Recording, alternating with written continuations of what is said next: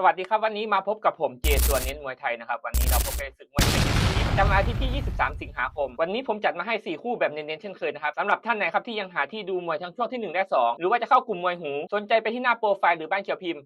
@mt333 ได้เลยนะครับตัวที่1เป็นการพบกันระหว่างมนพการสิทธิเพชรชลูกันพบกับเพชรฟูจินายกสร้อยเวียงยองลำพูนนะครับในฝั่งของมนพการนะครับอายุ18ปีเป็นมวยฝีมือจังหวะและหลักเหลี่ยมดีแข้งขวาและอาวุธวงนอกใช้ทำคะแนนได้ต่อเนื่องส่วนในฝั่งของเพชรฟูจินะครับอายุ14ปีเป็นมวยซ้ายมวยฝีมือครบเครื่องอาวุธหลากหลายเตะต่อยแรงและมีศอกสวนตัวเน้นคู่นี้นะครับให้ไปที่มนพการประสบการณ์และหลักเหลี่ยมดีกว่าตัวที่2เป็นการพบกันระหว่าง Facebook นวลพลฟาร์มสุกกระบือไทยพบกับทีเลียนเพชร 40,000นะครับในฝั่งของ Facebook นะครับอายุ16ปีเป็นมวยเข่าเดินบู๊เดินกดดันคุมเกมดีมีความสูงและช่วงแขนได้เปรียบเน้นหมัดขวาเตะขวาและใช้เข่าได้ดีส่วนในฝั่งของทีเลียนนะครับอายุ18ปีเป็นมวยเข่าจังหวะมวยดีวงในเหนียวเดินบทได้และมีลูกเข่าทำงานได้ต่อเนื่องตัวเน้นคู่นี้นะครับให้ไปที่ Facebook รูปร่างและการคุมเกมดีกว่าตัวที่3เป็นการพบกันระหว่างฉลามขาว PK แสนชัยมวยไทยยิมพบกับมังกรทองเพชรเกียรติเพชรนะครับในฝั่งของฉลามขาวนะครับอายุ24ปีเป็นมวยขวามวยฝีมือมีความเร็วหมัดขวาและแข้งขวามีความแม่นอาวุธหลากหลายทั้งดักเตะดักต่อยและฟันศอกส่วนในฝั่งของมังกรทองนะครับอายุ